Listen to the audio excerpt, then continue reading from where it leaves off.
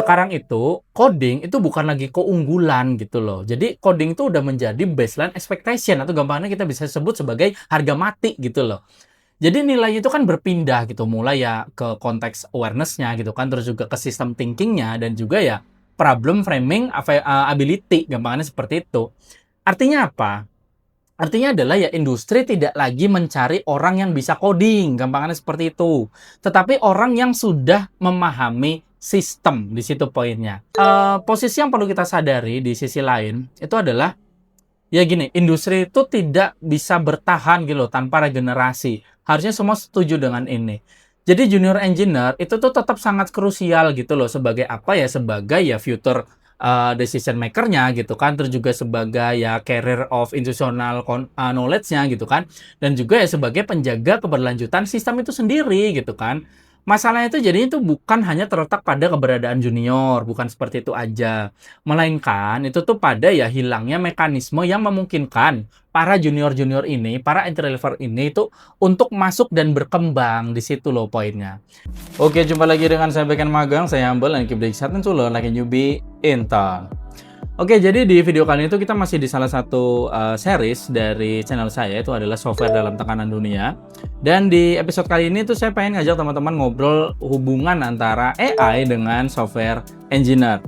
Jadi gini, di video kali ini tuh tentunya saya tidak akan membahas apakah AI itu menggantikan software engineer atau enggak, saya nggak akan bahas ke arah situ. Jadi yang pengen saya ajak teman-teman ngobrol itu adalah suatu narasi lah yang sebenarnya itu udah beredar lah, teman-teman udah sering dengar, itu adalah AI itu tidak akan menggantikan software engineer sama sekali. Nah, apakah narasi itu betul? Pada konteks tertentu narasi itu betul. Tapi gini, dalam keyakinan saya narasi itu masih terlalu sederhana gitu loh.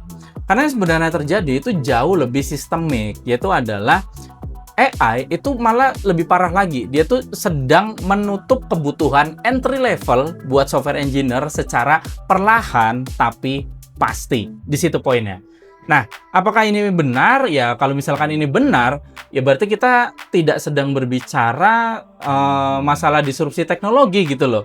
Jadi justru kita sedang berbicara tentang perubahan struktur akses terhadap profesi software engineer itu sendiri. Jadi gimana pembahasannya? Simak video ini sampai habis dan biar gak banyak cincong, kita langsung aja let's get it on. Please like, share, comment, and subscribe.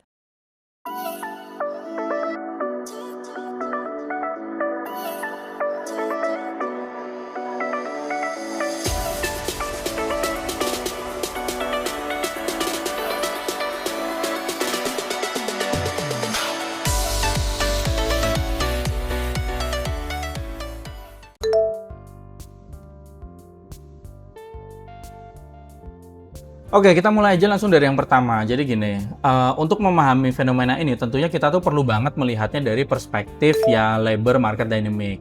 Maksudnya gimana? Jadi gini, dalam ekonomi tenaga kerja itu kan terdapat suatu konsep yang namanya itu skill bias technological change atau biasa itu disingkat sebagai SBTC. Jadi yang namanya AI dia ini bukan sekedar otomatisasi biasa gitu loh. Jadi namanya AI dia tuh bersifat augmentatif lah terhadap high skill, tapi juga bersifat substitutif gitu loh terhadap low skill. Nah, di situ poinnya gitu loh. Jadi dalam konteks software engineering, tentunya kan kita bisa sebutkan yang namanya senior engineer itu kan sebagai yang augmented gitu ya. Nah, sementara kalau yang junior engineer ya kita bisa sebutkan itu yang sebagai ya substituted tadi gitu loh. Kenapa? Karena gini, yang namanya pekerjaan di ranahnya entry level itu kan umumnya tuh masih yang well defined gitu kan, terus juga repetitif dan juga ya berbasis pola gitu loh.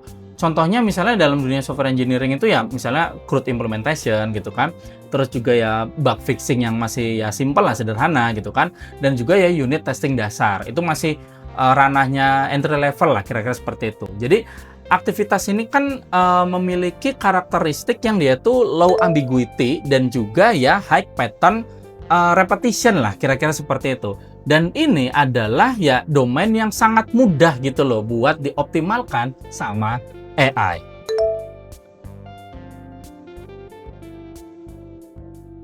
Nah, yang kedua tuh gini teman-teman. Jadi yang namanya AI pada dasarnya itu ya dia tuh bukan sekedar alat bantu gitu loh. AI itu kan dia tuh bertindak sebagai compression layer ya terhadap gampang itu terhadap suatu kompleksitas lah dalam proses software development. Jadi gini ya, once kita itu melihat ya evolusi software gitu kan, terutama ya dalam software engineering ini secara historis, ya struktur tim teknis itu kan selalu dibangun berdasarkan satu prinsip, yaitu adalah kompleksitas itu tuh harus didistribusikan ke beberapa lapisan manusia. Umumnya seperti itu. Jadi gini, dalam struktur tradisional software engineering itu ya, dalam ya distribusi kompleksitas itu, biasanya kan dalam model klasik lah gitu kan, kita bisa lihat yang namanya senior engineer itu kan dia tuh bakal menangani ambiguitasnya gitu kan. Terus juga ya membuat keputusan-keputusan yang bersifatnya tuh arsitektural. Terus juga ya memecah problem itu menjadi task gitu ya. Nah, sementara di sisi junior engineer itu kan dia bakal mengeksekusi task yang sudah terdefinisi gitu loh. Terus juga ya belajar melalui ya repetisi gitu kan, dan juga ya menjadi buffer loh terhadap kompleksitas sistem. Nah, secara implisit, berarti kan junior engineer dia tuh ya berfungsi sebagai shock absorber gitu loh terhadap kompleksitas. Nah, tapi gini, tentunya tuh ya ada masalah fundamental gitu ya dalam sistem yang ya udah gambar itu yang udah lama lah kita sebutnya gitu kan. Jadi yang namanya model yang tadi saya sebutkan, dia itu kan memiliki ya satu kelemahan besar itu loh, yaitu adalah biaya transfer knowledge yang lumayan tinggi lah. Bahkan kita bisa bilang ya relatif sangat tinggi gitu loh. Karena apa? Karena yang namanya senior itu kan harus menjelaskan konteks. Terus juga yang namanya junior dia itu kan butuh waktu gitu loh untuk memahami kan. Terus juga ya terjadi ya lossy compression dalam komunikasi. Nah, dalam istilah sistem, berarti kan ini ada yang namanya latensi, ya kan? Terus juga ya information degradation, terus juga ya execution gap. Nah, disitulah, jadi gini, masuknya AI gitu kan sebagai compression tadi yang dia tuh tanpa friksi gitu loh. Jadi yang namanya AI, dia tuh kan mengubah dinamika ini tuh tadi secara radikal gitu loh. Jadi AI, dia tuh kan mampu gitu memahami instruksi dalam ya natural language gitu kan, terus juga mampu mengakses pola dari jutaan kode base, dan juga ya AI itu kan dia mampu menghasilkan ya output lah dengan near zero latency. Jadi artinya apa? Artinya adalah ya AI ini kan melakukan compression gitu loh terhadap seluruh proses translasi dari ide ke implementasi. Nah, di situ poinnya gitu ya kalau teman-teman nangkep. Jadi gini, tentunya kan terjadi perubahan struktur gitu kan. Jadi kalau sebelumnya tuh berarti kan dari ya problem, terus senior engineer, terus di breakdown, terus ya akhirnya sampai ke junior engineer baru dieksekusi misalnya dalam kode gitu kan. Nah, sekarang tuh kan jadinya itu dipersingkat loh. Jadi problem, senior engineer, AI jadi kode. Kira-kira seperti itu. Jadi yang hilang itu kan bukan sekedar peran, di situ poinnya gitu loh.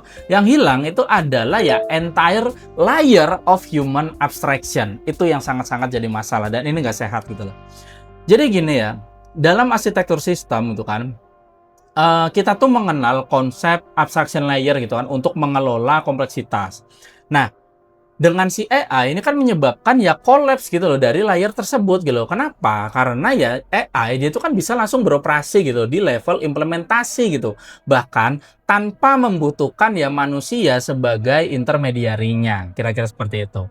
Nah, bahkan gini ya, ada implikasi yang lebih mengganggu nih teman-teman. Jadi gini, ini tuh bahkan bukan sekedar efisiensi gitu loh. Ini tuh adalah ya struktural redundancy terhadap junior engineer. Di sini poinnya. Jadi banyak perusahaan gitu ya, company itu kan akhirnya mulai menyadari gitu loh, kayak kita nggak perlu lagi nih ngelatih junior, terus juga kita nggak perlu lagi nih menyerap ya learning cost gitu kan, kita juga nggak perlu lagi nih ngambil resiko gitu terhadap ya human error dari sisi pemula gitu. Sebaliknya apa? Berarti kan cukup ya sekian atau mungkin satu aja senior ditambah AI gitu kan, dia outputnya bisa meningkat, cost-nya lebih menurun gitu kan, dan juga ya yang namanya risiko lebih terkontrol. Nah, kebanyakan perusahaan tuh mulai melihat seperti ini. Jadi awalnya gitu kan, AI itu mengkompresi kompleksitas, terus juga ya efek lanjutannya itu adalah ya AI ini mengkompresi kebutuhan talent gitu loh. Artinya lebih sedikit lagi orang yang dibutuhkan, dengan akhirnya tuh ya output yang bisa sama lah paling tidak, atau bahkan bisa terjadi lebih besar gitu loh. Dan bagian yang paling tidak nyaman adalah gini, kalau misalnya gitu ya junior engineer sebelumnya tuh adalah jalur masuk gitu untuk akhirnya menjadi middle bahkan sampai senior engineer gitu kan. Ya maka tuh sekarang gini loh, jalur tersebut itu mulai hilang. Ini yang saya bilang tadi ini termasuk tidak sehat gitu loh. Jadi kan ini menciptakan suatu paradoks nih teman-teman ya. Saya yakin teman-teman setuju dengan ini. Ini tuh menciptakan paradoks di mana perusahaan itu tetap butuh senior engineer, tapi perusahaan itu tidak lagi membutuhkan proses menciptakan engineer seniornya itu tadi. Itu yang jadi masalah. Jadi ini tuh bukan sekedar peningkatan produktivitas ya teman-teman ya. Ini tuh adalah penghilangan satu lapisan manusia dalam sistem. Dan ya ketika sebuah sistem ini menemukan apa ya gampangnya itu cara berjalan tanpa suatu lapisan, ya lapisan itu tidak akan pernah kembali. Itu yang jadi masalahnya.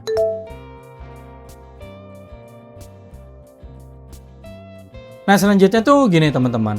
Jadi dengan adanya AI ini kan membuat yang namanya coding ini semakin murah lah gitu ya.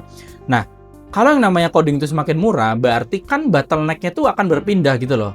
Gampangnya gini lah, kalau yang namanya biaya produksi kode itu mendekati nol, maka nilainya itu kan tidak lagi berada pada produksi gitu loh, tetapi pada keputusannya gitu loh, pada decision making-nya.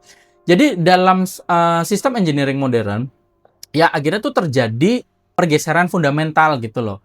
Jadi bottleneck utama itu bukan lagi di kode production-nya gitu loh, melainkan tuh pindah ke decision quality di bawah ya ketidakpastian gitu kan, atau biasanya disebut sebagai decision under uncertainty.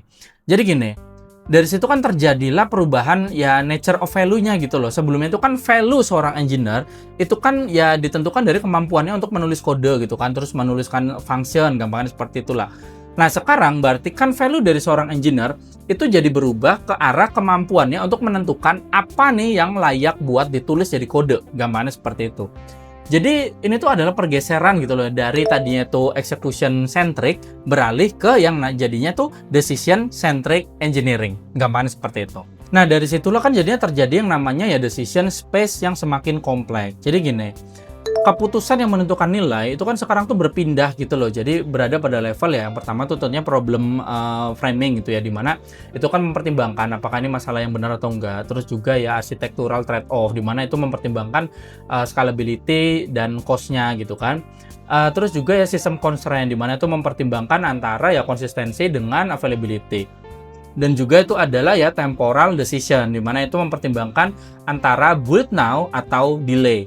Nah, itu kan bukan sekedar teknis gitu loh, di situ poinnya. Jadi itu kan udah masuk ke dalam domain yang namanya biasa itu disebut sebagai system design thinking, terus juga ya architectural decision making, dan contextual judgment. Nah, masalahnya apa? Masalahnya adalah yang namanya entry level junior engineer itu kan dia tuh belum memiliki exposure gitu terhadap ya decision space yang tadi saya sebut. Itu yang jadi masalah gitu kan. Jadi kebanyakan gitu kan ya, mostly lah ya, namanya entry level engineer ya, itu kan dia tuh belum memiliki exposure gitu terhadap ambiguity tadi, terus juga belum memiliki ya mental model terhadap sistem, dan juga ya belum pernah berada dalam ya high stake gitu loh untuk masalah decision environment gitu loh. Jadi akhirnya tuh kan ya mereka tuh tidak bisa menggantikan AI, tapi mereka juga belum bisa menggantikan senior. Nah, ini buah si malakamanya gitu loh buat para junior engineer gitu atau para entry level gitu, dan ini nggak sehat buat saya gitu loh. Jadinya gini, akhirnya kan para entry level ini mereka tuh kan berada pada di posisi yang sangat tidak menguntungkan gitu loh. Jadi junior engineer yang sering dianggap terlalu mahal gitu loh untuk sekedar belajar sama ya kebanyakan perusahaan sekarang itu kan, tapi juga belum cukup gitu loh untuk ya punya value gitu untuk mengambil decision gitu. Itu yang jadi masalah. Jadi kalau sebelumnya teman-teman itu misalnya dibayar untuk menulis kode gitu kan, ya sekarang tuh kan lain, kita udah merasakan itu yang udah pada bangkotan di dunia software engineering gitu. Sekarang tuh kan kita dibayar untuk memutuskan apakah kode ini perlu ada atau enggak gitu kan. Dan itulah apa ya bilangnya itu adalah level permainan yang sama sekali berbeda gitu loh. Apalagi kalau dilihat dari perspektif entry level.